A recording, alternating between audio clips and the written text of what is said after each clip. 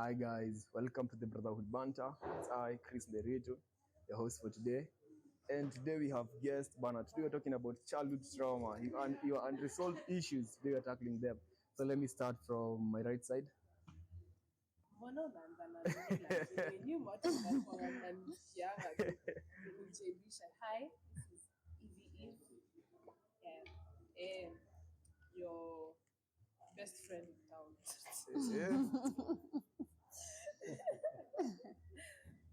Hi, this is Vincent Roki, your favorite pessimist. Wow. Anyway, hi guys. I'm Hope Vanessa. Um, I don't know. I should say I'm the guest here. Yeah. I'm excited. Yeah. I'm excited to be discussing the topic in hand today. And thank you, Chris and Vincent, for having me. Welcome. Yeah. Yes, asanteni. So Hope, tell us about your profession. What was done in Abatisha? She's hopeful. Well, my mother knew from the beginning that I would be around spreading hope in this world. So, Vision. yeah, I was birthed like this. It was like hope to the world. Yeah, so I am psychologist by profession. I have my own private practice. So I offer therapy services, counseling services in different capacities. So I don't know, should I mention like the different areas? Couple therapy. I also do trauma counseling, addiction therapy, art therapy. That's normally a diverse one. People are always interested to see what that's all about. Yeah. What else? Individual counseling, adolescent counseling. Yeah, pretty much. I also do. I also do like I'll call them mental health talks. Yes, when called upon different organizations or different species. Yes. So couple therapy. Before we get into childhood trauma, Yes. is it? I am just concerned for anybody listening, for somebody who might be listening. Yeah. Is it really done before or after, like marriage, before, after, both? Both. How does it done? How is it done? It's done both because there are people who have been in long-term relationships and they end up having different issues or struggles that they have. So they opt to have a third party, which that is where couple therapy would come in. And then there's also individuals who are married and committed to one another who come up for, maybe they're having conflicts and they don't know how to solve this conflict. So they come up for therapy and yeah, you help them walk the journey to a better space. Yeah. So there's this notion. No, sure. There's this notion that people go for counseling, Yeah. couples therapy, Yeah. unhealthy couples. Is it a myth or not true? I would say it's a myth because you do not have to be extreme struggles. It could be even a point of maybe not to disclose so much. There's always confidentiality, but I've had a couple who early in marriage, and they're struggling in terms of communicating different things. And it comes from a background of the guy has attended therapy before, and not even in a sense that he has any mental health conditions, just as an outlet. So it was a point of introducing your partner to this is a space where I'm feeling you don't understand me in this way. So Yeah. let's go to therapy. And, when you talk about it in a space where there's a neutral factor or a neutral person, you're not now, I'm telling you something and you're not listening to me, or you're like, hey babe, how are you feeling? What's wrong? Nothing is happening, but something is seriously happening.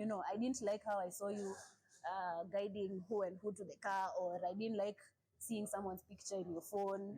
Small things. In therapy they're able to mention it, but maybe when they're at home, it's something that's really bothering them and affecting the relationship, but they're not able to talk about it. Yeah. So it could be from that point, and then those ones that also go to extremes of maybe cases of infidelity. Now it's to a point where maybe now we want to end things. Yes. That couples need to go for therapy before marriage. Like there's a period of time you need to go for therapy just before your marriage. Is that true? That I will not spread any rumors. Niseme nini. What I know about that is people go for the counseling or the sessions. Yes, but mostly church-based. That's which I know. So where they get guidance on how to handle if they were to have any issues. You see, also in terms of when you come for therapy, you're probably coming to solve an issue. So if they're coming to therapy before they get married, they probably have an issue before now they commit to each other in that sense. Yeah. So the other now positive side is when they go for the different, I'm saying like church things where they have like couples like training and what. Ile mkiwa na issues mnaambiwa, if you face a situation like this, now they have other married couples who tell you and they guide you. They're like, mkiona maybe mnakosana, unajua you're moving into a space. Your husband leaves his socks somewhere and you're like, True. I didn't know this about you and it bothers you as a wife and you don't even know how to communicate that. How does that come about? How do you even communicate that? Unaona tu ukimwambia anajam, anakasirika. So and how do you resolve such things, by the way? If they're not willing to listen to each other, like at home, how are you quite sure that after talking to them for hours and hours and hours, countless weeks, they won't go back to, like, they won't fall back to default? That's therapy also helps with training of this, how they communicate. And you see now these are things when they come in that space, they share different things. Like for example, what has happened the past 2 weeks? What are some of the things that you've experienced? You find communication improves because in that space they're able to say kitu kama hiyo inamsumbua. I don't like how this and this happened. So you as a partner, maybe as a husband or a wife, you pick it up, like unachukua, okay sawa, hiyo kukubamba, unaona, na umepeana logical reason why if you could do better. But you see now if it's at home, unaona inakaa ni kama, what do you mean? Ni socks tu, achana nazo.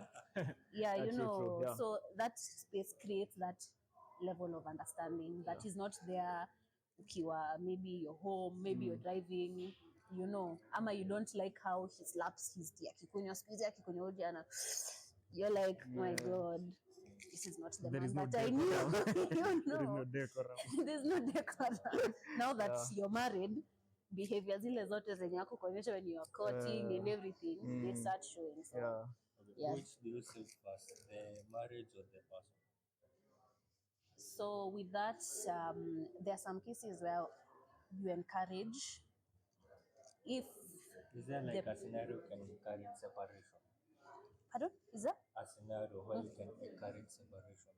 You don't. One thing also with counseling and therapy, psychotherapy, we do not advise. We don't give you advice. We only help you to equip you with skills that will help you make better decisions for yourself. So I cannot encourage separation. It is a choice from when you have attended therapy and you have gone home after probably the 8 sessions and you have felt, by the way, we have all, like, someone has laid it out to us. There's this pen here, there's this, so I couldn't pass. We've gone 8 weeks, it's not working. So now, it's up to you. It's up to them, So we do not, I would not say, we don't encourage, we don't give advice. So it's more of saving the marriage than the person. So I was about to answer that. When you say saving the marriage and not the person, in some cases, you see, these are 2 different individuals. So they will struggle with different things. Something that a female is going through, see the same thing that a male is going through. So in that space, unapata, you can encourage the man and the woman if you want further therapy. Now separate outside of, that's couples. So couples, you are together. But for example, Hope, I can work on myself, or like with Eve as a psychologist, on my own to work on me, because also that therapy has opened my eyes to see, by the way, nakwangana. Like, see hata when shida, there are some things you're struggling with, so you work on them. So so don't in a shed light on things like that, so you're able to like do it on your own, like separate. So hatutasema tunajaribu kusave therapy ama tunajaribu kusave the person. They've come together. Yeah. So you focus on them as entities. But ukikuja peke yako, I'm focusing on you. Yeah. Okay, last question before we get into trauma. Yes.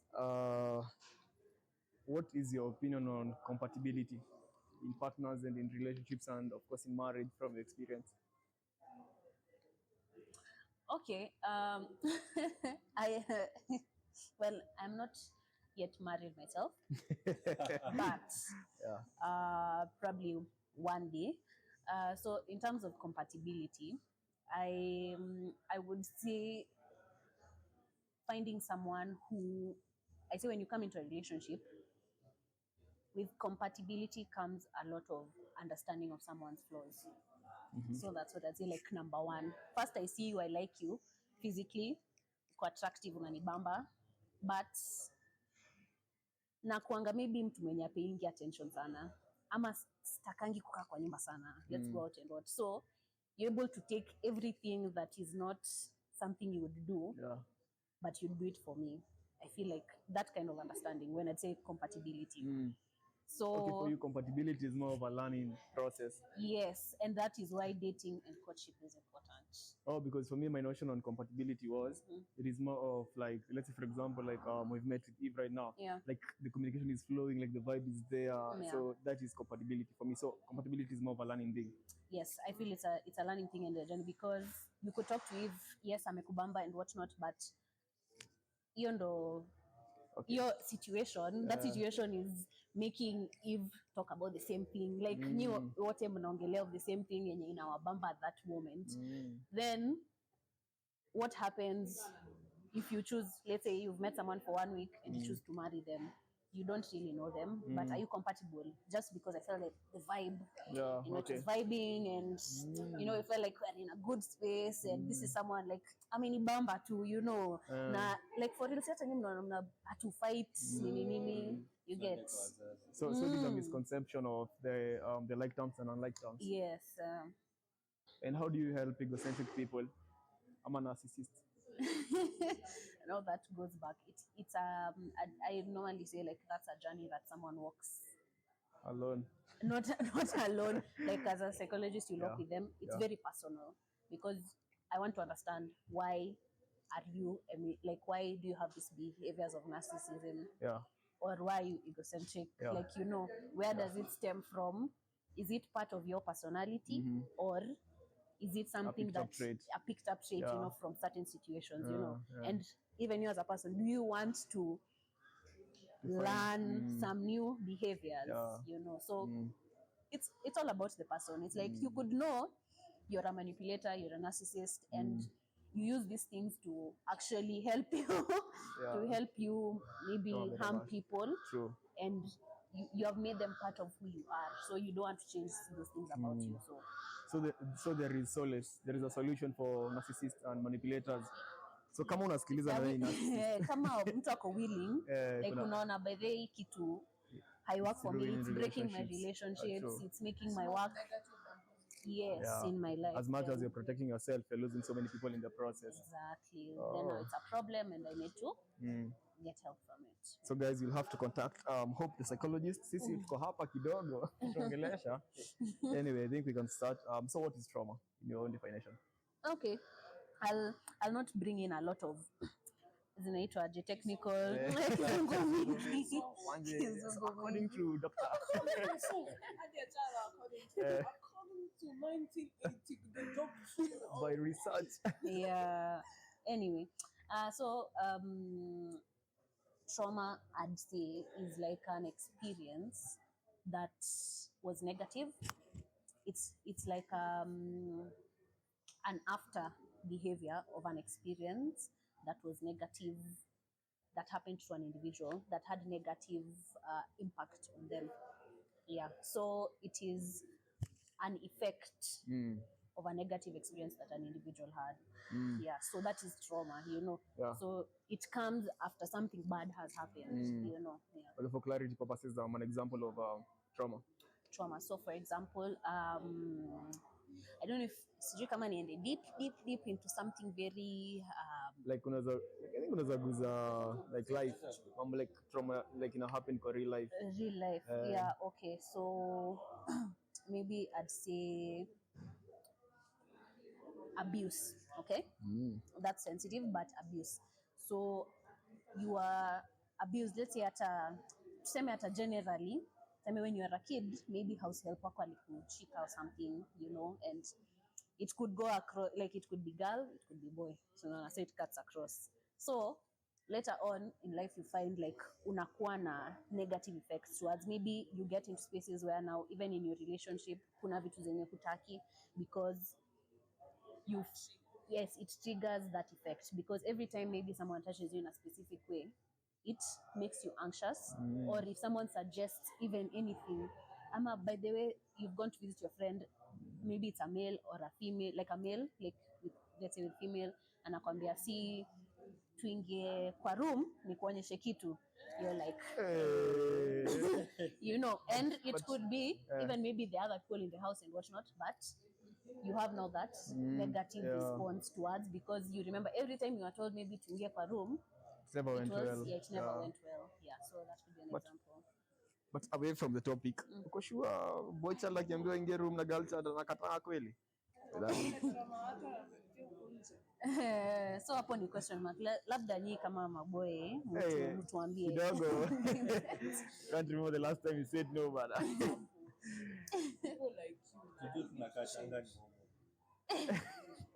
lakini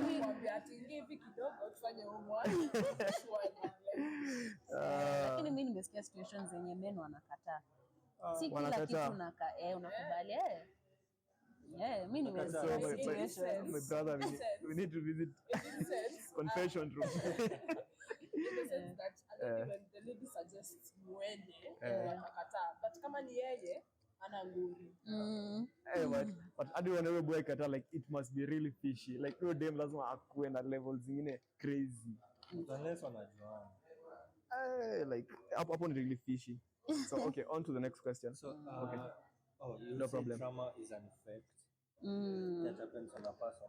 Yeah. So can you say that trauma begins after you know you have trauma or something like that? Like you can go your whole life thinking that your response to something is a character in you.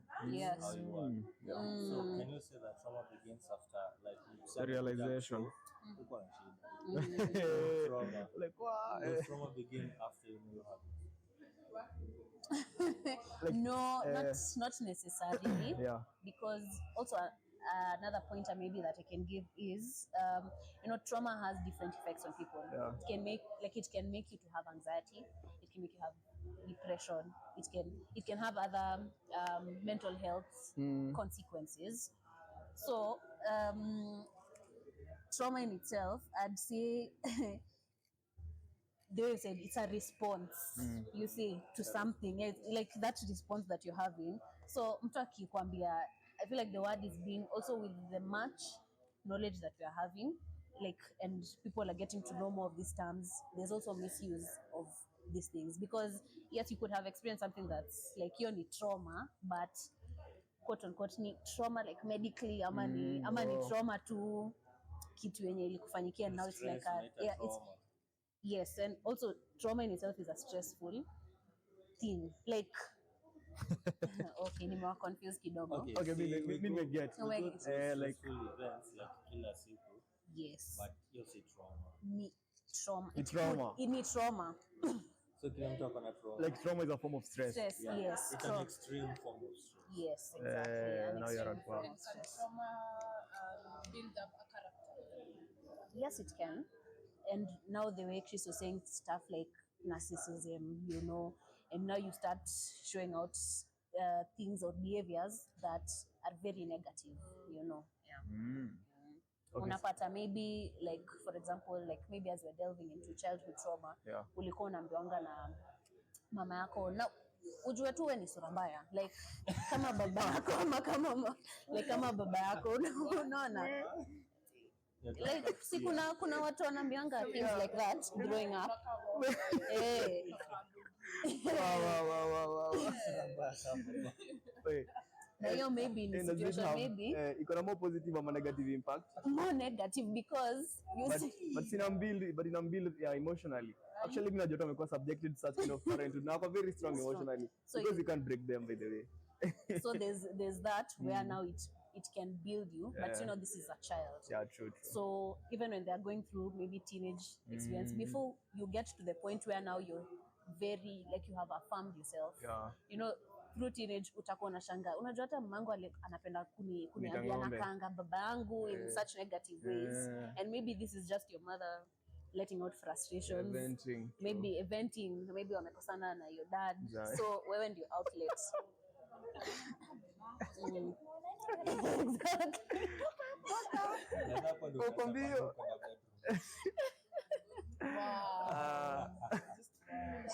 Hapo unaenda unaangalia kwa kioo na shida kaa ng'ombe aje.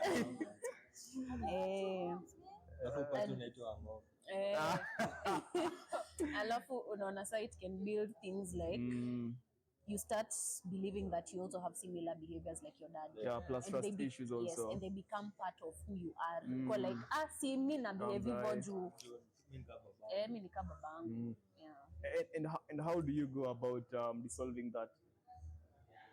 In what sense? Expand a bit. For example, see, you just say that most people come and use it as a wall. Yeah. But as you grow older, you definitely come to the realization that it really isn't a wall. You are trying to avoid a lot of things. Yes. So how do you break down that wall? Because it has protected you. It has protected you like for the longest time. Yes. But of course, let's say for example in a relationship setup, this person gets to wants to know you better, but because of the walls, you can't allow them to pass. So how do you bypass that? That's why now I'd say talking to someone, and that's where therapy and like counseling comes in. This is also another, I don't want to say misconception and thing, like you go for therapy because you have a problem. Yeah. You don't always go to therapy because you have a problem, you know, like you can go to therapy because you need an outlet, for example, something like that. You're like, okay. Hata mimi, like, you maybe in a relationship you feel like ningetaka kuambia like maybe my person these things, but I just can't bring myself. Maybe you feel shameful, you feel embarrassed, you know, about some of these things, like they make you feel like a different person, but you can't even talk to them. So that's, you can go to a counselor, go for therapy, and demystify all of those things. Then you'll find yourself, okay, that is not who I am. You see, now it was just a trauma, like it's like a stressful response to those things that I was told. Then now they've built into me, creating all of this walls. So now working with someone and talking to someone helps you break down these things and helps you realize, okay, I'm Hope. I'm not, you know, that I'm not my father. I'm not my mother. I'm not, you know, all those negative things, but I am me, and I can be able to communicate like this, and it's not a bad thing, you see. So only through talking to someone, otherwise they remain as things that you cannot solve on your own, because it's constantly in your mind. It's become your persona, it becomes who you are in your daily life. And I also think that therapy is good because based on experience, I normally say that talking to a stranger about your stuff, your personal stuff, things you can't say to people, is easier than talking to someone you know, because once you have that perception that once you talk to someone you know, there's a way they also perceive you. So you tell them, hey, I struggle with this, or I go through this, they'll be like, bro, or like, how they use it against you. Exactly. So just an advice, you need to take 2 seconds. What you just said, therapy is really, really important. And if you can't find that courage to go to someone you know, you rather go to a therapist. You have to judge based on how they perceive you or how they do it. But see later on you'll come and form a friendship with the psychologist. No. They're trained. Yes. They're trained. But you know, emotions are always above rationality. Once it's a profession, once you come to them as a therapist, not as a friend, it's different. It's like a profession. When you go to you have a doctor. So you won't tell us to educated.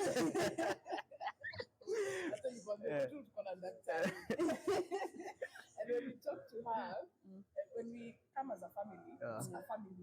She leaves her job, she leaves it. But to Kim, when they come at that time, she's a totally different person. So don't have that mentality before like for me, kwa clearly, at the end of it all, she will become my friend, and then she'll have leverage over me. Yeah. And so you see that is the issue with men. So how will you help us men for us to seek such kind of services? Reach out. It's normally the first step. As in, how will you help men for them to like to have the awareness on therapy and all stuff revolving that? How will we help men? Yes. Like how will you help them to help themselves? Yeah. So that's a tough one.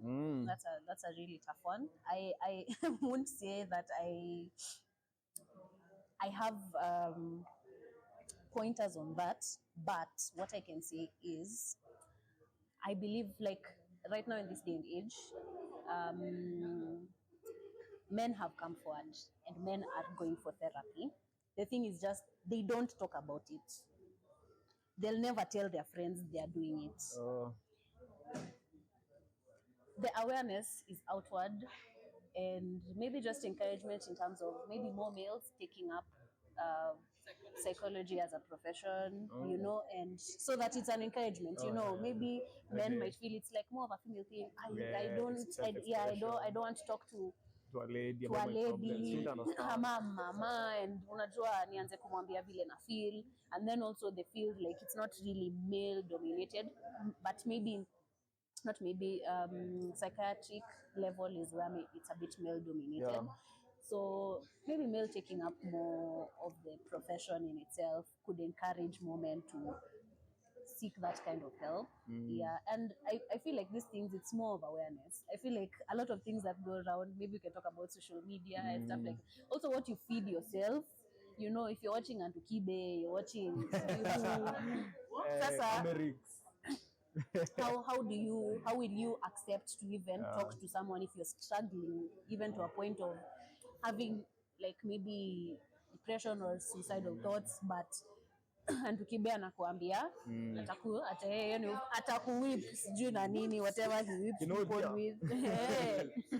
Yes, nigga. No, and you keep on feeding. So men also feed themselves a lot of things that probably maybe would not encourage that. So yeah, if more men talk about it, maybe more men will feel like they talk about sports, about Manchester and all. If more men talk about that kind of space, then they can be able to be more open to it. Okay. Do you think that traumas, cases of trauma, can I say cases of trauma, would reduce if we had more stable homes?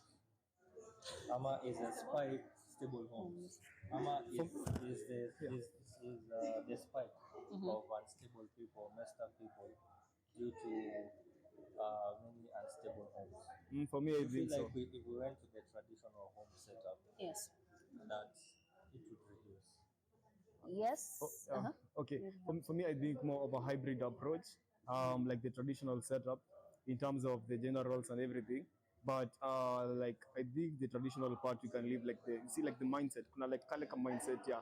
For example, men cannot talk about stuff like a certain mindset. Like I think we can do a hybrid of the modernization and the traditional setup, because I feel like for marriages, from time immemorial going backwards, it has really worked using the traditional setup. Yeah. That is why like ukilinganisha sahi na kitambo, like modern time or modern era and traditional is not the same again. But also come to think of it, like we have to drop some traditional notions. Like for example, men are supposed to be walls, men are supposed to be this, men are supposed to be that. You get? Like actually, even I've had my friends, Madema, I'm a manly man. Even what is manly man? As a man, you should. As in, we are trying to stereotype a lot of things, and that is what is causing a lot of problems and devastations. So for me, Vin, I think that we can do more of a hybrid.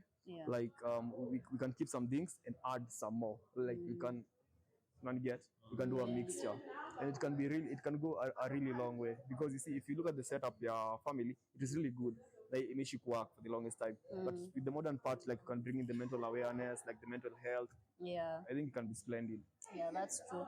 Also, when you talk about unstable homes, this is something that comes as a conversation. You know, they say charity begins at home, or some of the behaviors that you picked, it started from home, you know, like that was your first point of when you talk even about development, you know, as a child, like it started from home, you know.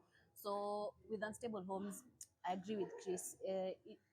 Also, the mental health space is growing in Africa, in Kenya specifically. It's it's something that most people say it comes from the modern side, the more developed countries, and most of the even what we learn and some of the techniques, they come across as very westernized and stuff like that. So blending in like the two, because you can't go, let's say, to somebody's home who lives maybe uko mashinani, and you start telling them about, even educating them, or even when they see these things in the news, vile tu umesema wanaenda je couples therapy, si wakuje wazee waongee, unajua how things would happen kitambo, ama your teenager anakusumbua ati ako aje na ADHD, hizo ni magonjwa gani? Huyu anasumbua kwa sababu ya hii na hii, mlete tumuonyeshe, Yeah. Don't you think? Okay. It's not necessarily the best of approaches. Yeah. But do you think that mental awareness has done more harm than good? In this way, yes, 2 generations back, maybe let's go like 10, haukuwa na mental awareness, haukuwa na trauma. Families are messed up, yes, that I won't lie. But due to the lack of awareness, bado hakukuwa na kitu kama suicide, yes, haukuwa na depression, yeah, kama kwa ulikuwa nayo, unajua uko nayo, yes, yeah, there was no such thing. Yes, people were messed up still, but due to lack of awareness, due to lack of knowledge, people were generally living stable lives. yeah. In comes mental awareness, It's okay to be okay. It's okay not to be okay. A man can also cry. Yeah, man can also cry. So Yeah. do you think that, what is your view on mental awareness being more harm than good in the long run? Because mtu ikuja kwambia uko na depression because zile za By the way, explains a lot. Yeah, so uko zile za anze kila time anze kwa depressed. And someone saying you're okay before someone told you you're depressed, it's true. Yeah. Again, it's not true. Yeah. So do you think that the mask that people put on a few generations back that they are okay? Okay, I think I can go first on that one. Okay, yeah. For me, I think I can see it from 2 angles. First angle being that you see like kitambo, hakukuwa na mass media. Like there was no mass media. You don't like there were no telephones, no IG, no social media. So you're not even sure like the number of suicide rates that happened. Yes. That is number one. Like you don't know like how many villages people died. Alafu na hizo enzi like if you die, like if you kill yourself, kama kwa zile za that's a taboo. She did alifanya hivi ndio maana imehappen hivyo, like all those misconceptions and myths. Yeah. They hide the fact that probably this person had died, he committed suicide because of depression, like he had high stress levels and everything else. That is the first angle. The second angle is, it is true, after mental health came, people decided to use it as an excuse, you see, for them not to work on themselves. Because at the end of the day, by the way, I have ADHD. Ndio maana siwezi concentrate, ndio maana mimi siwezi soma, you see. So exactly, so they lack the accountability and the responsibility to take up their chunk and work on it, you see. So it is okay, allow me, najua kuna feminist kwa sawa, mimi nitasema. So the same way feminism came along and ladies started hiding behind feminism because they're like, a woman, so they allow for them to do mistakes. They hide behind the word feminism, but basically that is just lack of manners. They are disrespectful. They are doing this, but they're doing it in the wrong way, but they are terming it as feminism. You see, they are hiding behind a name, regardless of whatever they are doing is wrong. Yeah. Okay. Hiyo yako umesema ya social media. I don't know. I think I can dispute you on that because has your number of friends over the years increased or decreased? The friends you had in growing up, ukiwa mdogo na the friends you have right now, have they increased or decreased? I think it is a question of personalities, because for me it has increased, but it's a question of personality. It depends with your personality. If you're an introvert, there is a big likelihood because of social media, all this stuff. So you're more glued to your screen, it will decrease definitely, because kitambo hizo vitu hazikuwa, it was only Nokia, Snake. So it's like you are forced to communicate and interact with people. But if you're an extrovert by nature, like you'll continue creating networks and connections. I think social media. Back in kitambo, haukuwa na social media, so humans had to bond with each other physically. Now in comes social media, and as much as we've never been more connected as a nation, as a generation, we've never been again more disconnected when it comes to social media. So I think for the mental awareness, yeah, I think I get you. kitambo ilikuwa kidogo because humans generally bonded. I get your angle, but one thing you're forgetting is, like, for example, like, let's say 10 decades back, that is 60 years ago, like, for example, existed this village, but from like the next village, it's like from here to Roiro. So bro, like, those are like 15 to 20 kilometers. So what is the likelihood that these people could be meeting often, or only when they are trading? Number one. Number two, for example, we were talking about the Korean who committed suicide. Like, the only way I knew about that is through Twitter, social media. So siko nanielewa. Like, I could not know initially that kuna high suicide levels because I did not know the media but to have the information. People who commit suicide are people who don't feel like they have a purpose in life. As much as the traditional setup 7 decades ago was messed up, people had purpose. Or so we thought. Or so we thought. The thing I can say about that is Kitambo, there were so many myths and misconceptions About death. Somebody had to cover up whatever they feel for the benefit of Misichomewe Jina. That is why there's so many things coming up right now, because there's a widespread of information, and there's so much awareness that haikuwa kitambo. People are so open-minded right now than kitambo. Kitambo watu are closed in a certain way of life, closed in a certain way of how you do things, how you interact with people. And given that there were also no phones and all that, you are just forced to be evil.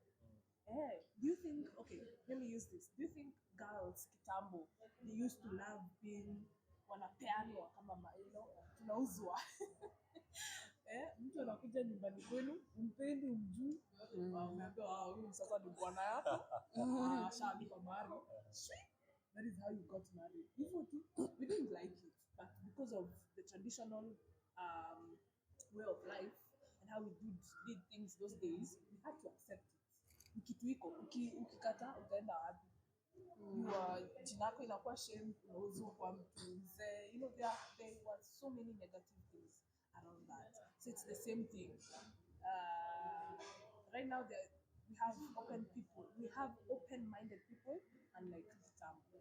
And that is we had people learned from mistakes, those small mistakes, so that we can be able to be open-minded. Because you cannot be open-minded without kuna mahali tu ilitoka, a mistake or something. So that is why to go open-minded so that we can be better. Okay, I believe everyone here wants to have a child. See, we are open-minded so that we can be better kids to our parents than our parents or to us. Now, what's the thin line between, I believe our parents, yeah, most of us are messed up to us as we do. Because they try to, as much as they had good intentions, they try to compensate something that they lacked in their lives, in our lives.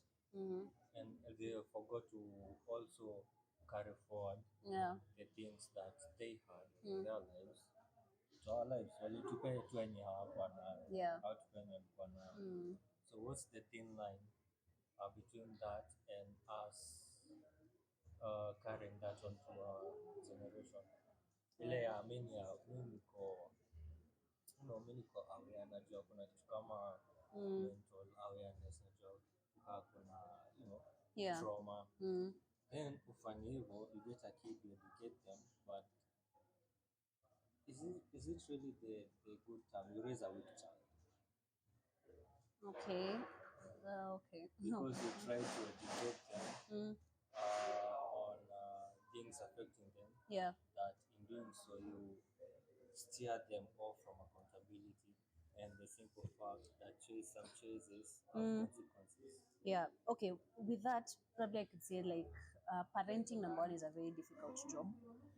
So it's a continuous cycle of. How do we break the cycle of that? It can't be broken because life is life at the end of the day. You don't know what is going to happen tomorrow. You don't. No. Apana. And you see, why I say the cycle continues is because the same way you've said, our parents compensated for what they didn't have. It's like right now I've given you everything. You've gone to school. You're not student go to school. You've worn shoes. You've got college. Umesoma. You have a phone. Yeah, like they've given you all of these things, but they forget different things. It's the same way. Probably now, when and if you get children, you'll want to listen to them. It's like, and the way, like right now in this generation, you'll find a lot of, let's say, Gen Alphas. You'll find a parent coddling their child sana. It's like, no, no, no, let them have it, you know? And it's because you want to give them what you do not have. So it comes to another thing of parenting every step of the way. You have to encompass yourself in a sense that you are educating your child or you are helping your child grow in all forms. But at the end of the day, your child will not be perfect the same way you're not perfect. So as they move along, they will experience different things. As they socialize, they will show different kind of behaviors. This comes from their personality. But what you teach your child, they will know. If you tell them it is wrong to insult someone, they will insult someone. But if you're giving your child everything that they want, and they know they can insult someone from the point of when they can insult their house help, they can talk badly or rudely to people and you don't correct them, then that affects them. So I feel like it's like a wholesome thing. It's the same way you tell your child, it's like if anyone touches you in school or someone does this to you inappropriately, report. You know, if someone does this to you, report. You know, and you see, like what I say, the difference also with us, you mentioned quote unquote, if I'm right, we are messed up. I don't know who he is because of because of our parents, you know. And it's like when you critically sit down and think about why you consider yourself messed up, you know, there are a lot of question marks. Like, why are you messed up? Is it because of the decisions you made on yourself, like by yourself? Is it because of, let's say, maybe trauma, like responses to different things? Like, but if you are to compare yourself with how your parents raised you to be a decent young man up to right now, you know that this is wrong, this is not right, this is what. So I feel like also it comes to a point of we we can communicate these things to our parents. You know, you probably didn't do right here, here, and there, but also taking responsibility and being accountable for ourselves because you're an adult now. What are you? What are the steps that you're taking? Can't keep on walking around and saying, "Oh, I'm traumatized." Just the same way you said. Like people can, and also back to your point of saying, has awareness of mental health done more harm than good? Has driving petrol-driven cars made more harm than good? Is eating pizza more harm than good? Everything, like the world keeps developing, everything has its pros and cons, you see. So it's like, what am I doing as an individual? These things can also, people have different kind of how would I say, abilities in terms of handling things. I don't remember the exact word, like, but I can be diagnosed with something and I actually want to work on it, and I will not hang and say, like, you know, I have anxiety, so you shouldn't talk to me like that, or stuff like that, you know. So making your condition your personality, that's something that also becomes a problem. And you see, now those are some of the negative things, but it doesn't remove the positive things of being aware that maybe you should be concerned if your child is experiencing 1, 2, 3 things, because they could do something to harm themselves or they could be harming themselves. And you as a parent, are you going to ignore it because apana? Or even you as a person, it's true, maybe they have been diagnosed with anxiety and they have communicated it. So are you going to continue to do something that could harm this person? So I feel like it goes, you as an individual, as Vincent, like, what do you do on your own account?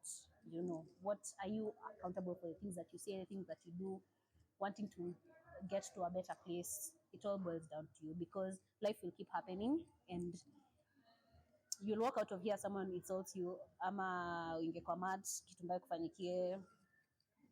How do you react to such kind of things, you know? Yeah. Also, sorry, just wrap up your parenthood. Yeah. I also feel like parenthood is part of learning. Yes. A parent can never know how to handle it. Never. True. Never. So it is a combination of what they lacked. So out of what they lacked, they learned, you know what? my child atafanya hii na hii na hii na hii.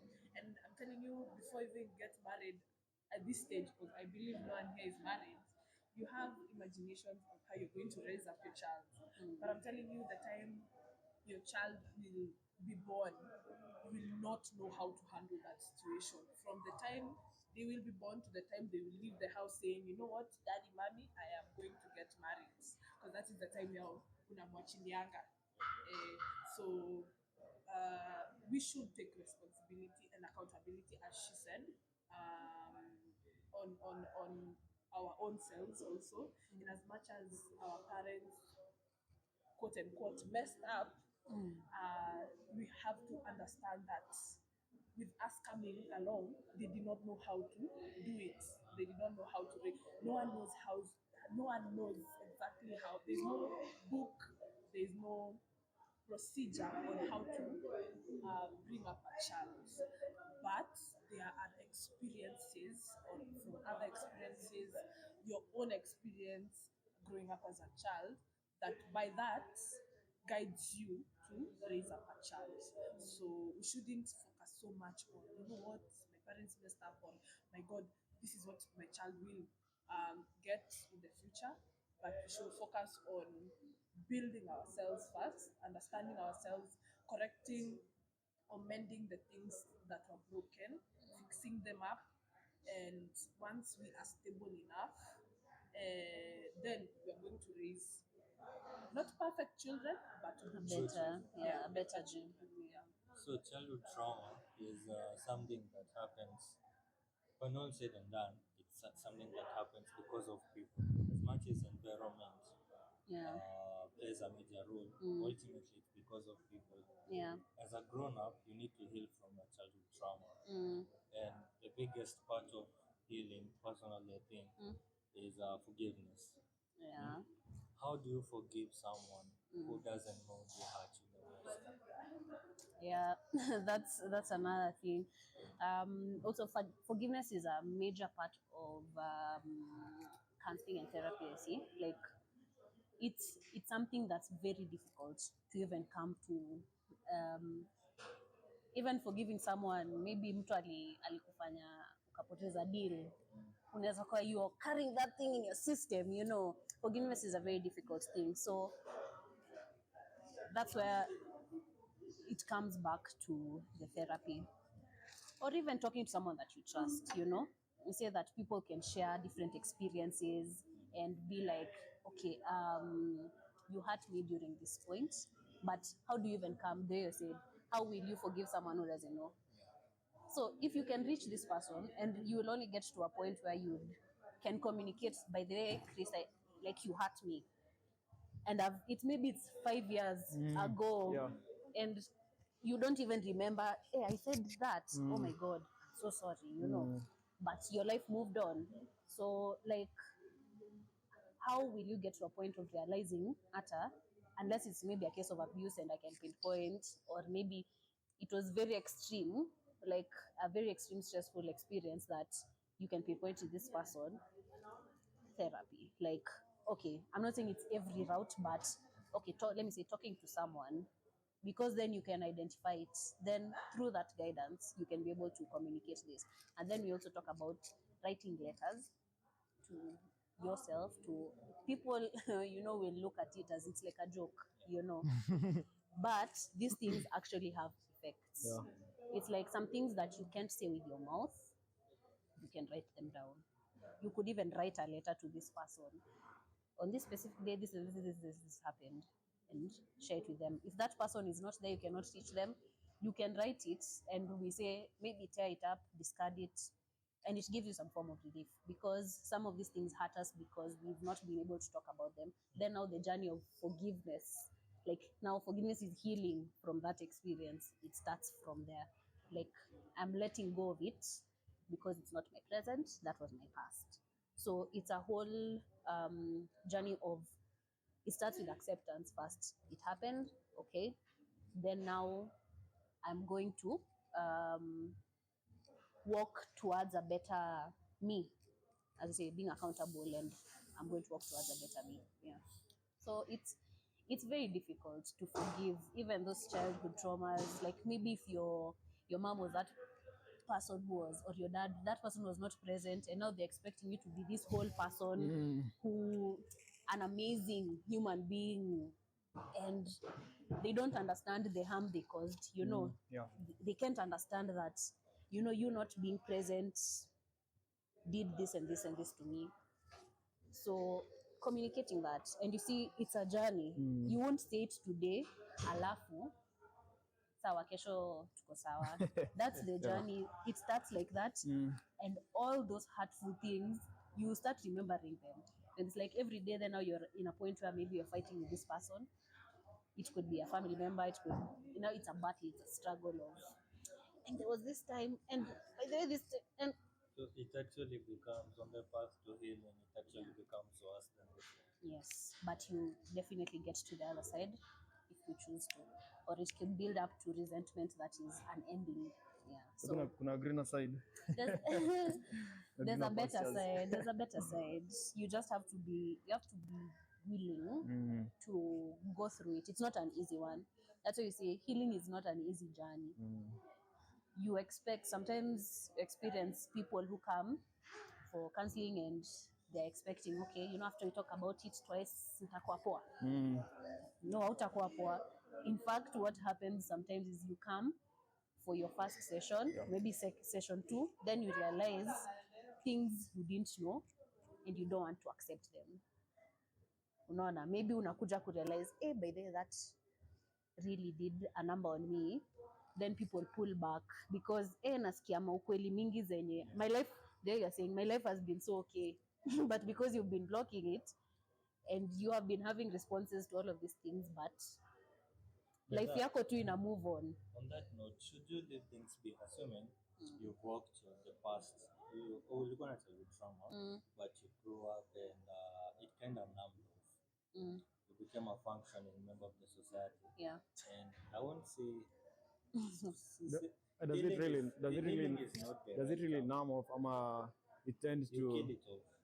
You kill that side of yourself. Yeah. Not say some to discover therapy, and in order to heal, he has to feel first. Yeah. Because the pain was so much.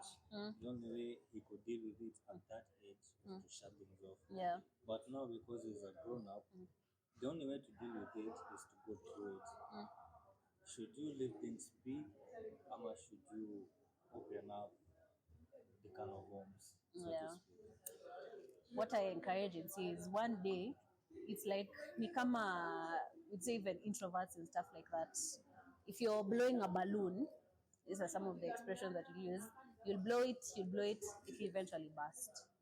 So it can burst when you are 40, it can burst when you're 45, it will eventually burst. So you can leave it. They were just talking about childhood traumas. They'll carry on and you will end up having behaviors.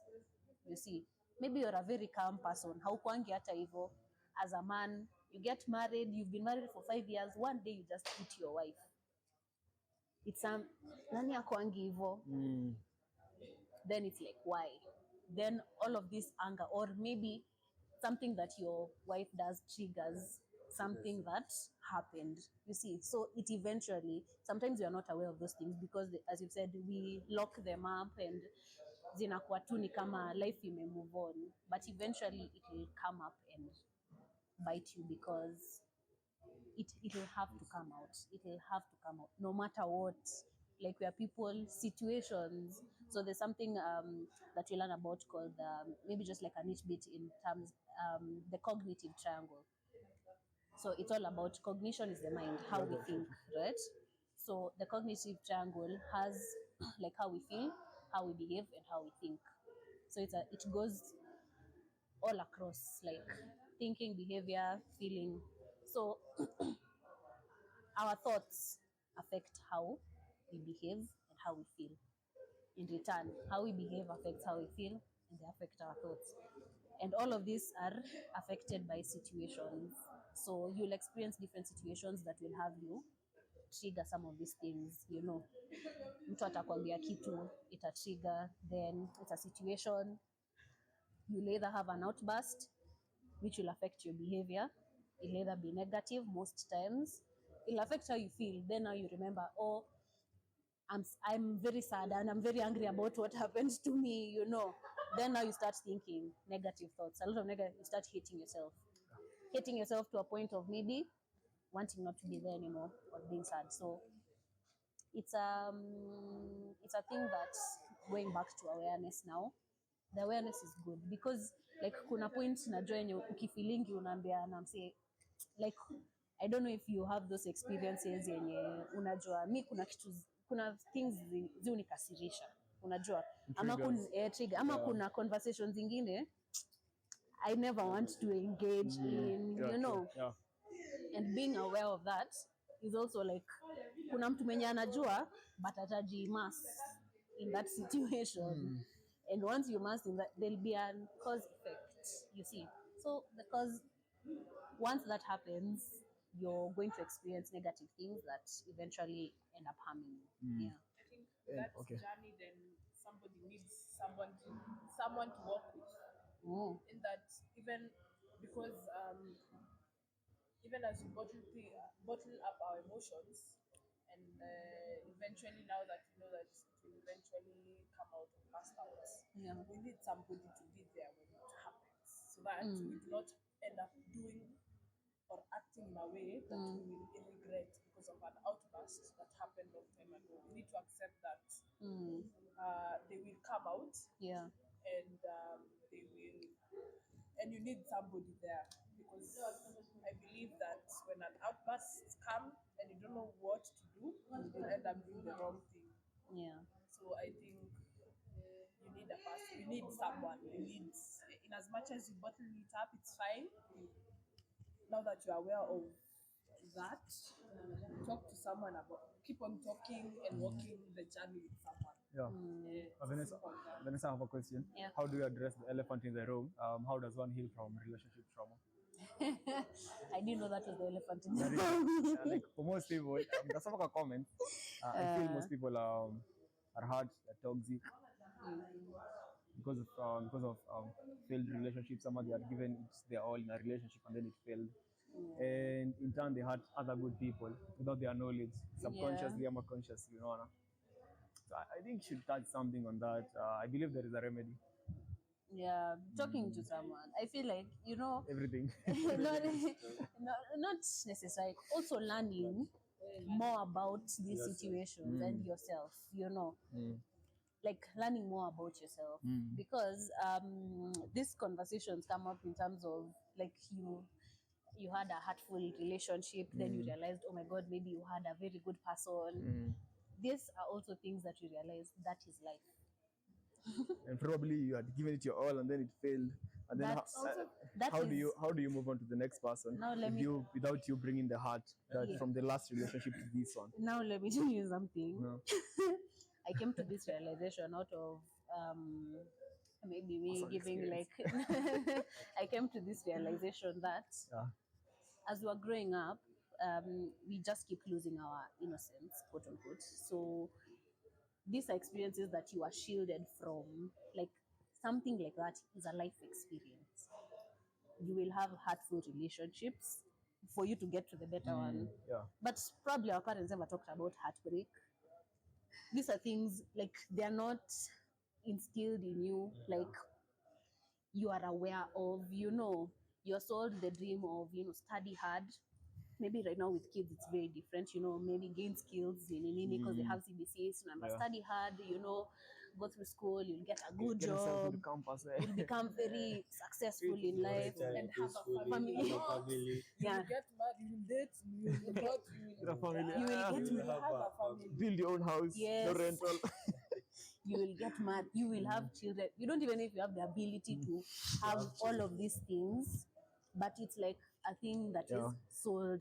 And then now it's like you start living life and things keep happening and you're like, oh my God, but I was told. Yeah. By now I'm supposed to be married. Yeah. Or I gave that person my all. Yeah. Why am I hurt? You get? But you're like, that's growing up. I call them growing pains. But some people never grow out of them, sadly. Yeah, but you see now, that is how life is. There's good, there's There is ups and bad. there's good, there's up and down. What you say now, maybe to the extreme of coming to talk to someone, is how is that affecting your life? To what extreme? Is it Yeah. making you sad to a point where you don't want to do anything, you don't want to live? The other particular gender. You know, or maybe now they're saying carrying heart to another relationship.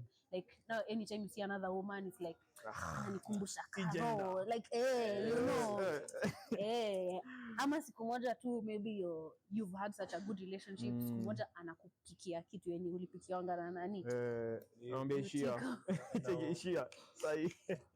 you know, and then you realize you never heal from that. But are you going to let, so you see a situation like that can happen, but is it going to, goes back, is it going to build to you?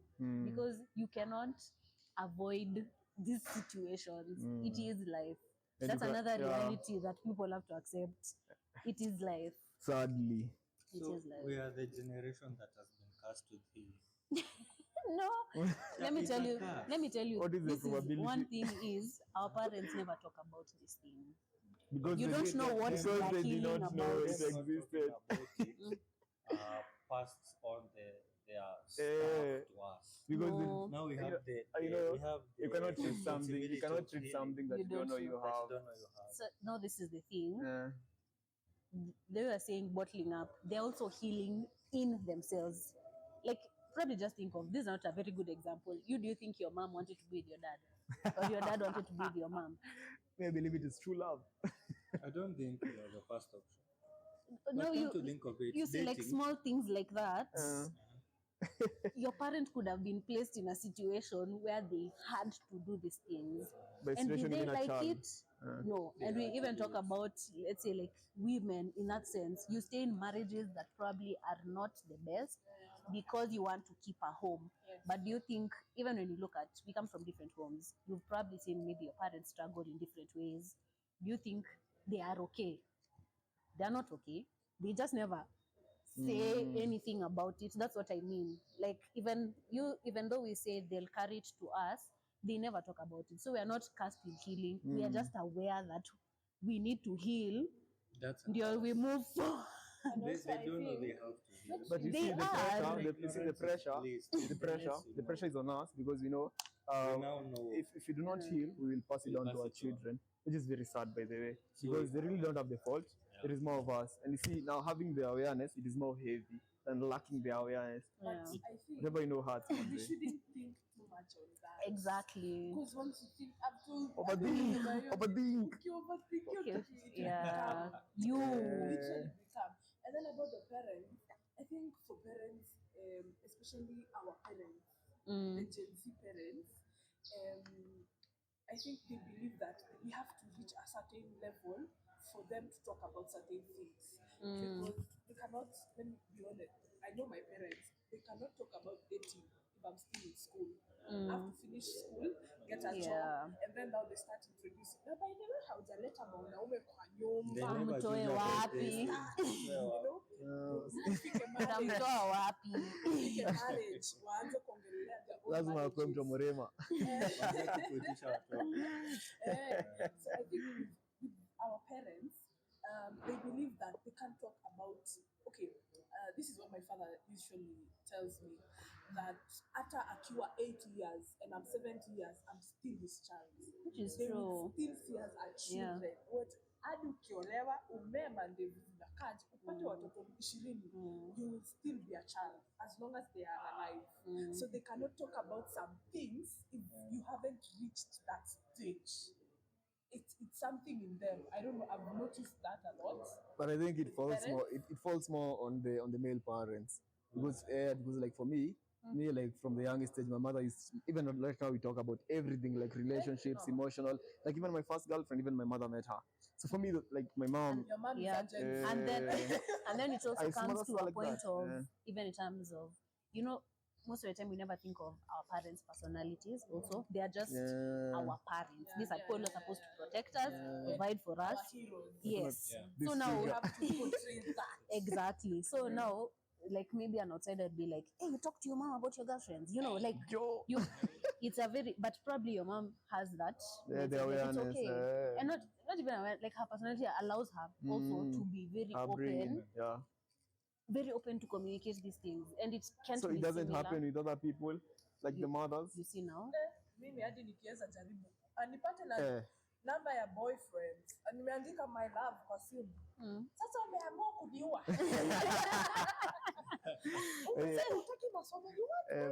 Usually that is the sarcasm. What is it with African parents or sarcasm, man?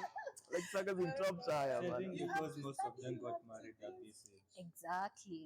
They were married. Yeah. Yeah, at an early age. They were married when she was 30. I mean, my mom got married when she was 18, 19. Yeah. My mom had. And yours? My mom, I think, was 23. 19, 20. Yeah, mine was 19. My mom. So they were children figuring out life. Just like we are. Just like we are. I don't think so. You have a go ahead, direct. Because for my mom, she's the type of person where she needed to achieve certain goals for her to have a family and for her to have children. Yes, for her, that is why she got married. I don't know. Or so you think. I think because at 30, that is the time she got married. At 33 is the time she had me. You're the first one. Yes. Oh, hallelujah. So, ironically, by the time she was 30, by the time okay, let me say her early 20s and late 20s, she took care of her siblings because her mother, my grandmother, passed on very early wadogo sana. So she had that responsibility. She had that responsibility. So I think out of that responsibility, you have to take care of your siblings. So she grew up with, you have to get a job, you have to be stable for you to get married as a woman. Whether you like it or not. Lazima umalize shule, lazima ufanye it, because for her, she did a couple of, she did CPA. She did CPA. Yeah, your mom. CPA, yeah. She was among the few, Bana. I know. So she managed to finish CPA by the time she was getting married. Na bado hakumalizia hapo. After she got married, she went back to school to achieve more. So I think personality, changia sana. Because my I think that's why she's like that with me.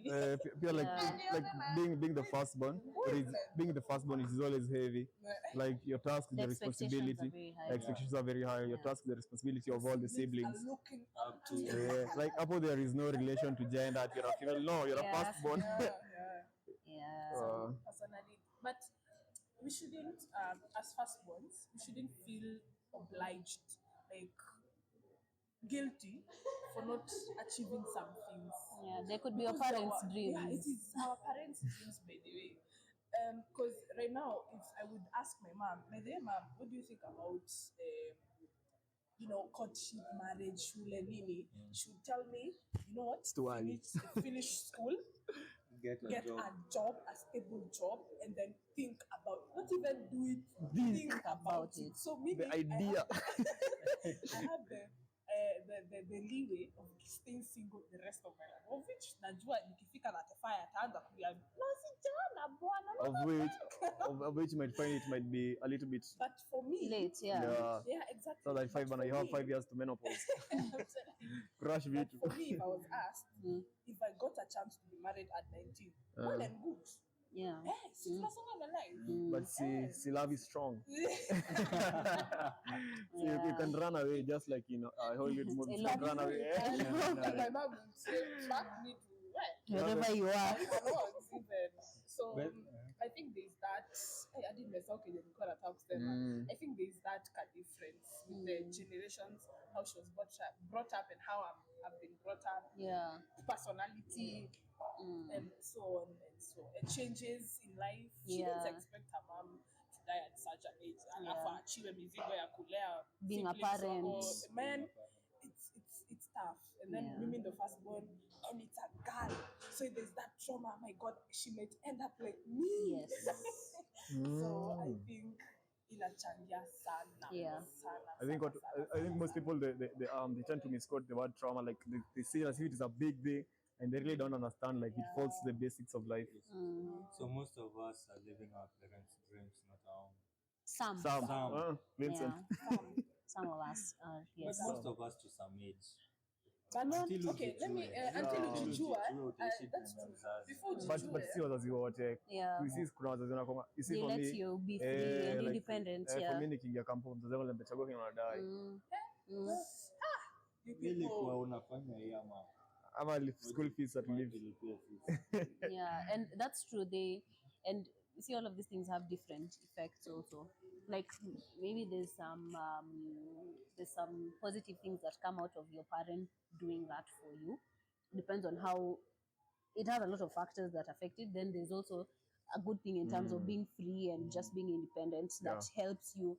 You know, there are people who can be independent and they wild off and do anything. Then there are people who can be closed off and they're like, hata sitafanya, like yeye anangoja tu amalize apeleke wazazi wake then Shika now okay, sat. fine. Wewe.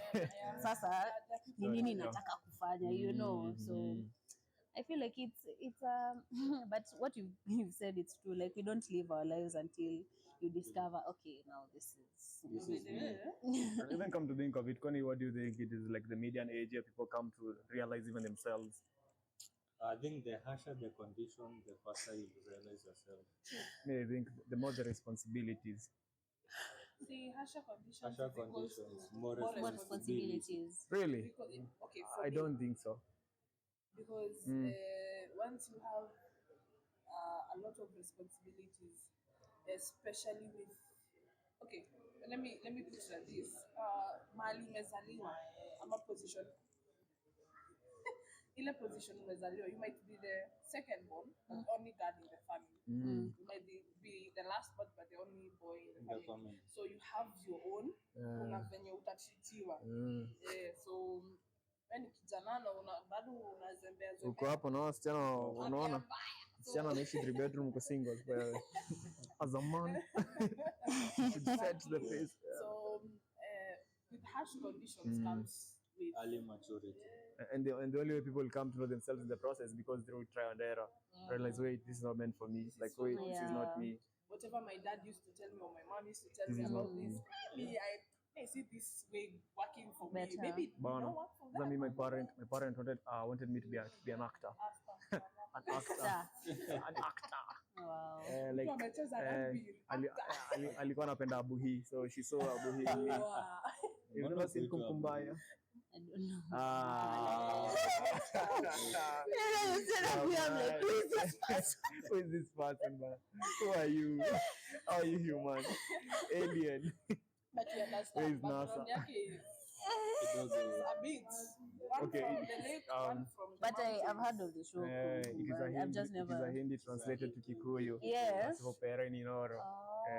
sinajua I've Abuhi. seen the show and everything, but I've never watched it. So like the main actor anaitangwa Abuhi. Whether on dating relationship trauma, Hey, Apple, so I told you, that is the elephant in the room. That is the elephant in the room.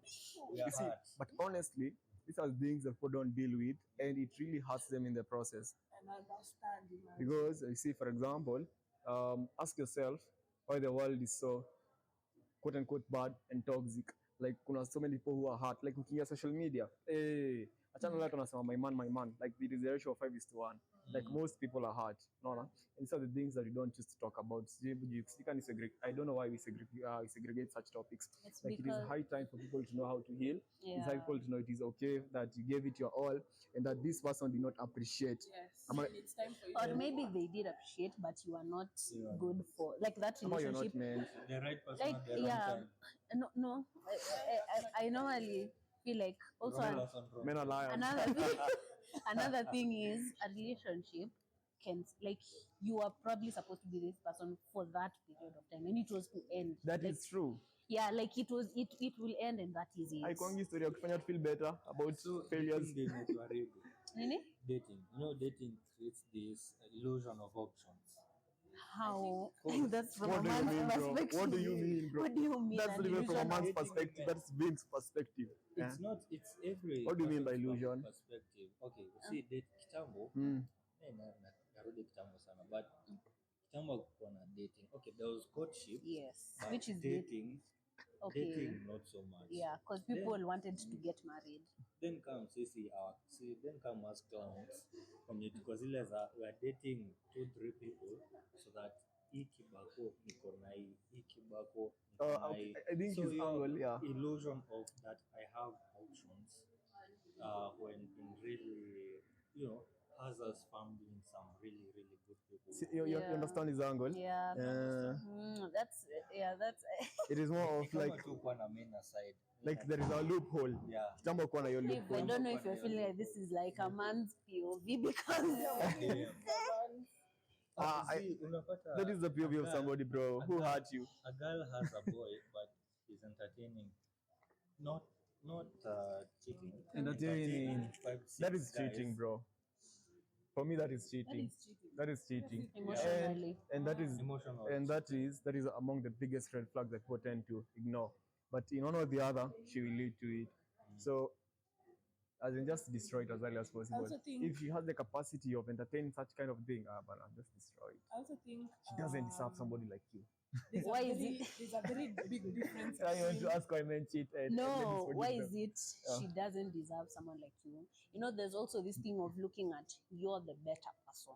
And that's also something that everyone is looking like, I'm good. This person is not good. Yeah, but and you but could Vanessa, be doing the same thing. Hey, Vanessa. I don't want someone Just like in you. a different strategy. Exactly. But you see, Vanessa, you see, my angle is, for example, let's say it is me. Like you see, for me, like I'm not entertaining anything else apart from that person, and then that person entertains somebody else. That is not fair, honestly. And is this? And then also another thing is also when I feel like people have different understanding of what dating is. True. And this dating thing is like, number one, what are your also intentions with this relationship? I feel like people label things like we're dating, like, oh, we just started calling each other babe, but did you people really initiate and be like, can you be my girlfriend, can you be my partner, and have you communicated? Yeah, That is important. Very important. Like, see, it just happens. Because you see, now that's one of the problems. Dating should How? Dating cannot just happen. That is why people dating should lead to courtship. Yes. That's a relationship. Dating hii relationship yenye mnaitanga huku hii Wait, so relationship kwa ni marriage? No, even dating, like courtship, dating is a relationship. So dating is But the you process see, of getting to know them. Yes. Yeah. Courtship is we can like when they also have have a agreed. relationship. Yes, But does courtship. it mean we are courting? No. No, yeah. A romantic. First, we're talking about a Let me romantic tell one. you, we should now start emitting this word relationship, because relationship is so huge. We are having a relationship where we are friends. Yeah. That's a relationship. Does it mean we are courting? No. Yeah. Does it mean we will lead to marriage? No. Yeah. Exactly. So I have a we relationship with specify Hawaii because a romantic she's a one. doctor. She deals with what? Cognitive. Psychology. Yeah, Does psychology. that mean we are dating? No. Does that mean we need to? It's different. We should emit relationship and So actually courtship, face not it. dating. Dating should lead to courtship, might lead to marriage, because it is the face of courtship that will lead. Sasa ndo mtajua is it eligible for marriage or not? Do you think 50 years from now they'll be married? 100 years from now? Yeah, it will still exist. Yeah. But very few, just like a very the small divorce rates percentage. might go higher and stuff like that, because they are talking about people have options. It's the thing of now we have come to a space where people know they have options, and it is okay. It's not an illusion. It's not an illusion, because you could be in an abusive or a relationship that's making you a bad person. Yeah, but then If it is in the please dating stage, not please in the repeat that. relationship. Please In repeat dating. that. even in stage, and even in dating, you said dating, you're getting to know each other.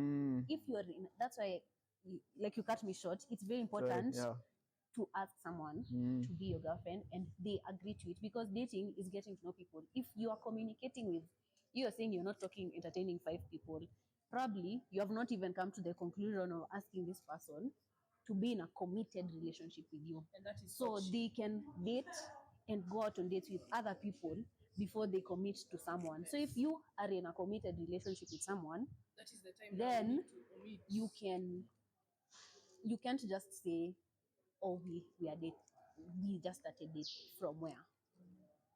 But aren't you overcomplicating things? It's not complicating. Because Say like because dating okay, ni venye tu sugarcoat sana. That's why it's not clear What it dating is. But dating is whereby you first know each other. Nile time tu umeniona, I like you, you like me. So we start knowing each other. We are going out, we are hanging out. We are hanging out. That is the only time we are allowed by day to have multiple people. Because I'm getting to know you, I'm getting to know you, I'm getting to know. So you're choosing your options. So like you're weighing your choosing scale. my options. Which one is best for me? Then once one guy asks whether you're going to be my And how do you vet guys? my boyfriend. How do you vet guys? What's your preference? It's not even about. Even men have Mukuchu. No. Okay, I normally say your partner should be the opposite of the other half of you. Because How do you, by opposite, you mean in terms of character and personality? yote. Because So if you're fast to anger, they should be slow to anger. true. Because once both of you can be fast to anger, but what is the response to that anger? So a fight One language. should be slower than the other, because ukiwa nyi wote juu, nani atakalm the other one down? So love also has to have a rational part to it. Don't And then you just. find like even with relationships, you find like if you're struggling, it starts with even communicating with someone. Then you're saying like dating, maybe we are trying to complicate it. Like before you came to the conclusion of probably being with this person that you're with, you liked certain things that she was doing, right? You liked how she communicated, you liked how she did things, you liked how she dressed, you liked how you people had conversations, you know. So you had to like come to a point where you're experiencing like good vibes and good energy with this person. But there are points you fought. And when you fought, did you feel like leaving? Probably yes. Did you leave? Maybe not. And maybe even like the word used, complicated is complicated. Why is it complicated and why are you still there? But I have a question. Why do you find it that it is very hard for most people to get out of toxic relationships? They are addicted. Why? You see, I've seen people, I have met people rather in my life, that they know that this relationship is toxic for the both of them, and yet they don't want to get out of it. Yeah, because it's like a pattern you get used to, and then people have fear. I mean, most of relationships are encompassed with a lot of manipulation and stuff like that. So you are, so you are like you're in a space where now you feel like after the human that I know. Yeah, from the angel I don't know. Yeah, and you have been manipulated to like this person has put you in a space where it's toxic. So you're both emitting very negative things with one another until the day that you realize that I need to get out of this. That's why it's very hard because it's already what you know. It's like sour to fight. But that is recipe for disaster.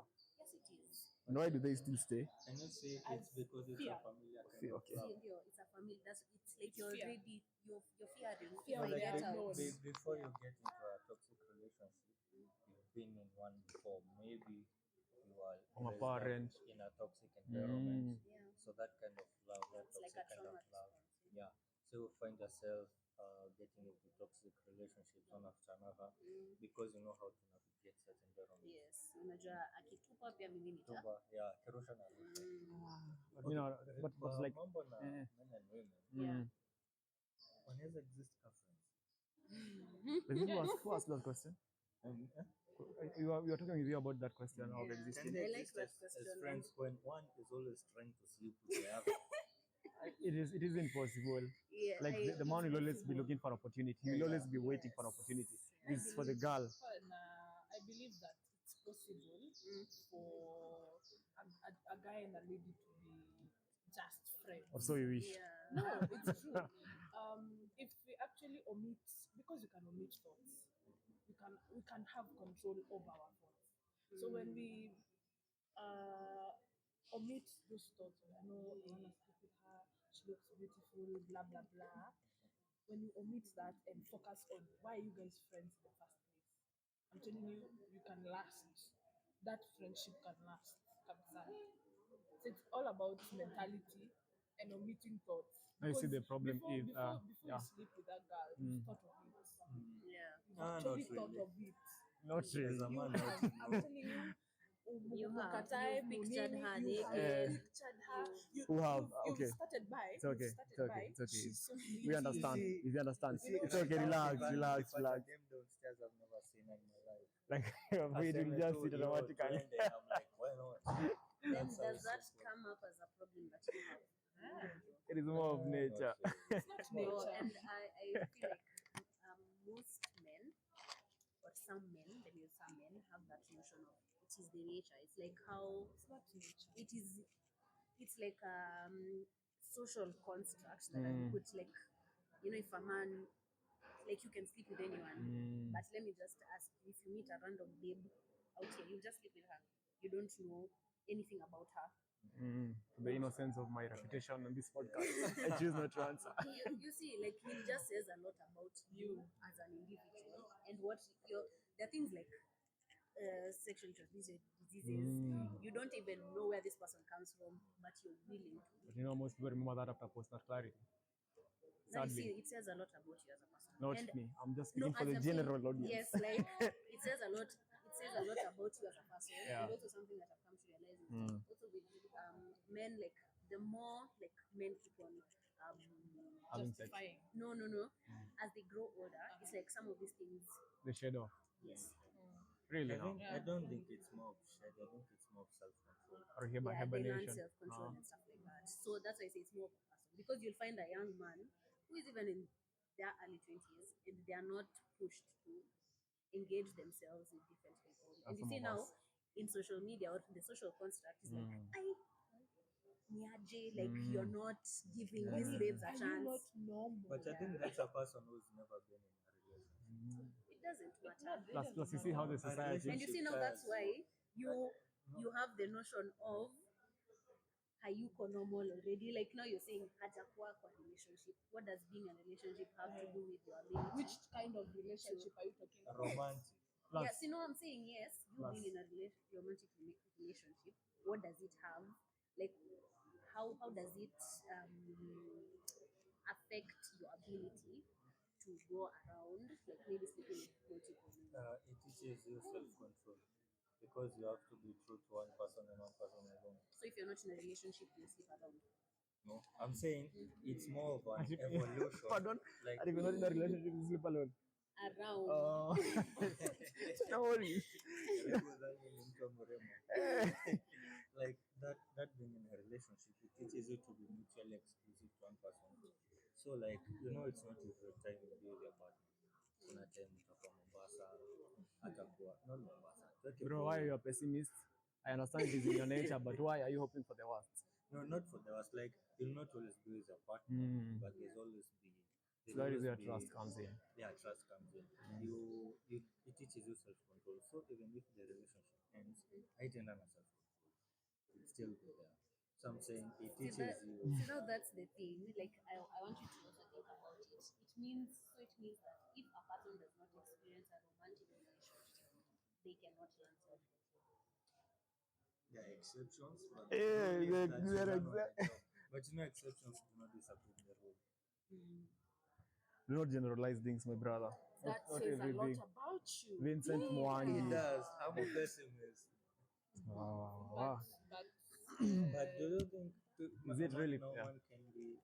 Oh, that Friends. one, Platonic I was. friends. That one, There is nothing I as feel like platonic relationship. over the years, I have never believed that, as opposed to how Thank I believed you.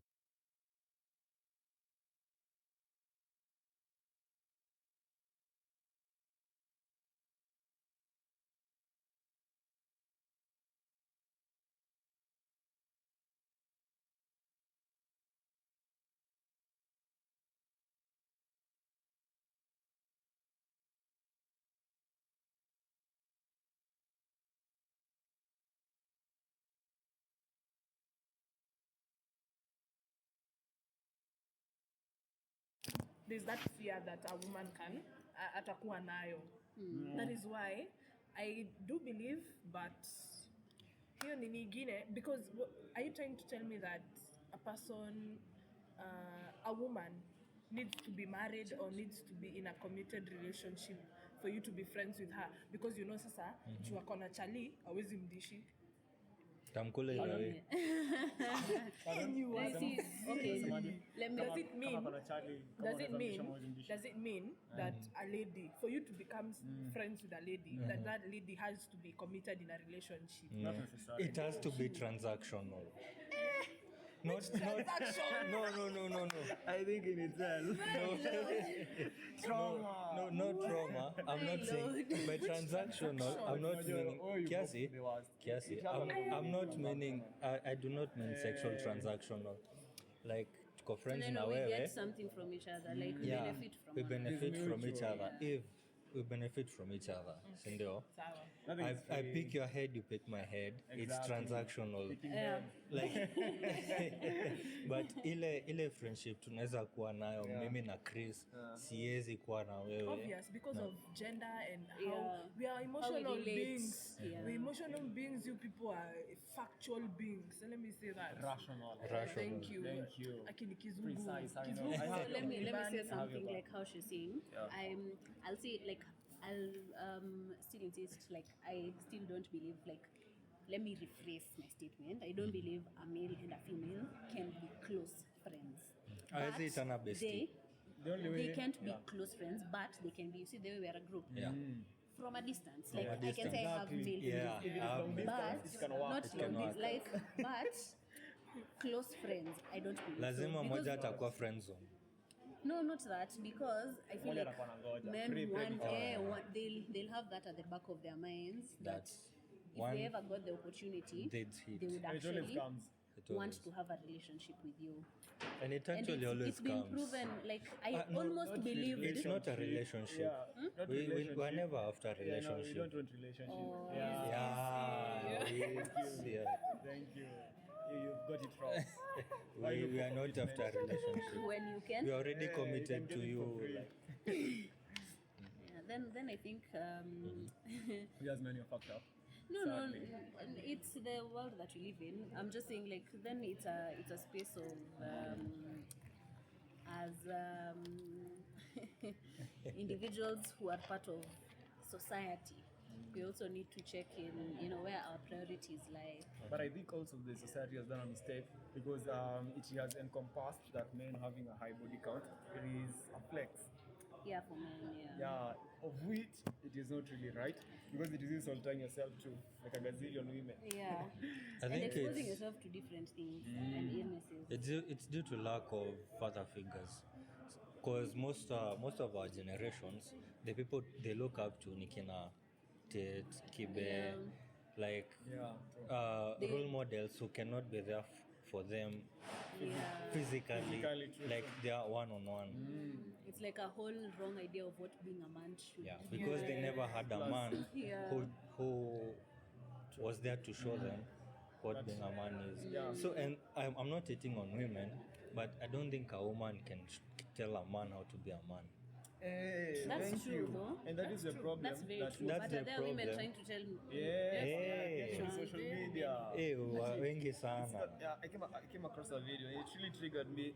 Actually, these days men are not men. A man should be chill. What do you mean a man should be? Like, I can't teach you how to be a woman because I really don't know how to. I don't know. You get like you're trying to mirror to get some traits. Well, you as yourself, you haven't worked on yourself. You yourself, you have issues, but you won't force me to become that dream guy, of which you have not become that dream woman yourself. You don't get. You want to remove the log out of my eye and the speck in your eye. You've not even removed it. Of which also we need to also encourage single mothers. It's not bad to be a single mother, but if you're a single mother of especially a boy, you need to have a father figure. A stable father figure. A man you trust in your life that you can introduce your child to, so that they have that father figure for themselves. Because also as mothers, we will be mothers in training this boy child. And there are some things, honestly, we cannot do it. And we need to accept that. Yes, you're independent. We are grateful you are. Yes, you provide, but there's just some things you can't. I really agree with that. Sorry to cut short. No, this is a topic that really triggers me a lot. I feel that is a fallacy. What? As in independence, as in women independent, and I really don't think it works like that. I believe for something to be functional, you have to have a partner in one way or the other. You can't do it alone, a man or a woman. Okay. It is not possible. Some traits will miss out. Yeah. Okay. Now to also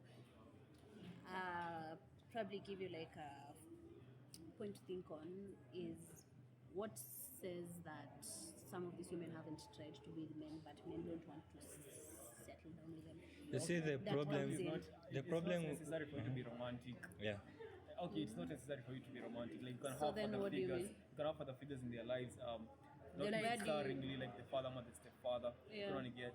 But independent women, I think these women will want to like remove their rage for one particular man to all men in their Okay. lives, like blocking every particular man in the lives of their child. Of course, they tend to forget that the child will need such kind of men for them to emulate them. You can only get. Okay. Alafu, you see, the problem with such bitter women, let me call them bitter, when raising a male child, is that they tend to raise the kid in the image of the man she'd have wanted, which is Okay. I don't. which is rarely what the kid, yeah, it differs with the kid.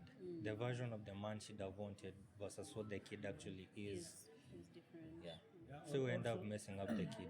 Also, she could also mirror the problems of the father, the biological father of the child, towards the child, The child. which is very wrong. But what people have to deal with their own issues, like deal with their own minds before you come and you want to get into a relationship. Work on yourself, and if you're lucky enough, you have a partner who is willing to work it with you, then I think you're blessed. And the only way you know you're blessed if you get a toxic partner. That's how you'll value things. Yeah. It's true, by the way. Wow. Mm. Yeah. Okay. So yeah, it's true. Like people should, strive towards working on themselves, and I like to say that life is a journey. Every day you're learning different things about also who you are. Like you keep on growing into, you're learning different things about yourself from your own experiences, from other people's experiences, also from interacting with people. Yeah, So for someone can't learn by themselves. That Yeah. is Yeah.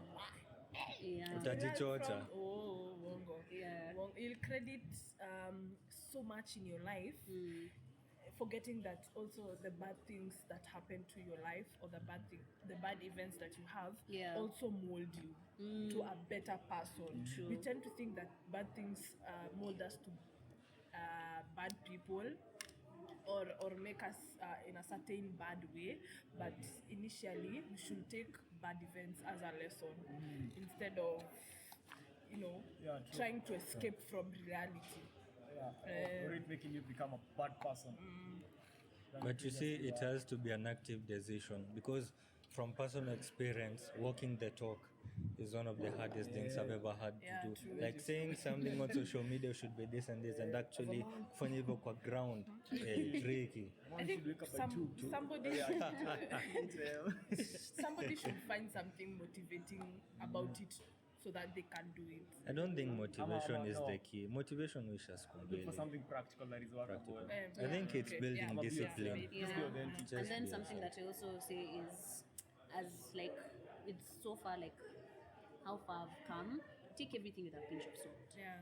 Everything that we see on social media, they're saying Pinch of salt. we have the joy of experiencing a lot of access to so much information, but this information can either be good and bad. You need to So filter. yeah, take everything with a pinch of salt. It's like, okay, a man, they're saying should wake up at 2, maybe at 6, but you're also your own person, and your life and your experience can never be the same as someone else. We should also learn to. We should accept that not everything in social media is the truth. Not. I think we are yet to be there as a generation whereby we tend not to believe everything that is, because right now if we post something and you tweet or you tag something along with it, people will tend to believe according to what you have tagged. Yes. And so on. So I think filtering whatever we see on social media is so important. Yeah, knowing what to digest and what not to. Thank you. Yeah. Exactly. There are always three sides to a story. Yeah. What's the third side? My side, your side, and the truth. Nice Okay. one, nice one. Philosopher. PhD. I think you can wind up at that. For me, what I'll say is, you get to know yourself, get to know your character, get to know your personality, get to know what suits you. In the angle of relationship, do not be driven by either lust, love, infatuation, that you love to see incompatibility with each other. And in the aspect of life, get to know yourself better each and every single day, and you'll be able to separate and segregate a lot of things in your life, and you'll remove a lot of nonsense. Yeah. For me, get help. Help is not bad. Just get it from the right person. Yeah. Yes. If you're not comfortable with people around you, knowing what you go through, therapy is not something bad. It's something we should all embrace. It's something, take it as somewhere where you can vent out something without being charged. As I've said, it's a profession, so that person cannot judge you. Lakini kuna nurses wengine wanakuanga na utiaji but seek help. Help is not bad, because when you seek help, you not only help yourself, you help your generation. Yeah, you break some things off, because once you deny help, you take it up to the next person. Don't think too much about it. Unasikia kina Chris. Msio overthink. But you see, there is always a good side of overthinking. Is to prepare your mind adequately for the worst. Lakini, and sad it always comes to the worst. But you're always unhappy. You're always unhappy. Case in point. You should read a book Yeah, called The Law of Attraction. Manze by Secret. Robert Greene. Robert. The Secret. It Oh, The has, Secret. The Secret. Life is not okay. Yeah, The Secret. There's a lot also in terms of the things that you attract, Yeah. how you think it. Yeah. Anyway, your take on. My last space. I think sometimes in order to move, the only path to the future sometimes is to revisit the past. As painful and as hurtful as it may be, sometimes, most times, it's the only way to truly heal. So there is hope in healing. Yeah, there is hope in healing. Yeah. So for me, I'd agree with Eve. Like, get help. It helps. It takes you a long way if you need it. And take home is everything. Take everything with a pinch of salt. Not everything that you hear is truth and word and set in stone. That's how it's going to be. And just know that life is an experience. You walk through it, and some days will be good, some days will be bad, but doesn't mean you should give up. Yeah. Yeah, so, Like that should be thank you for today. It was I, Chris Nderitu. I'm Eve. Eve. Karaoke Vincent.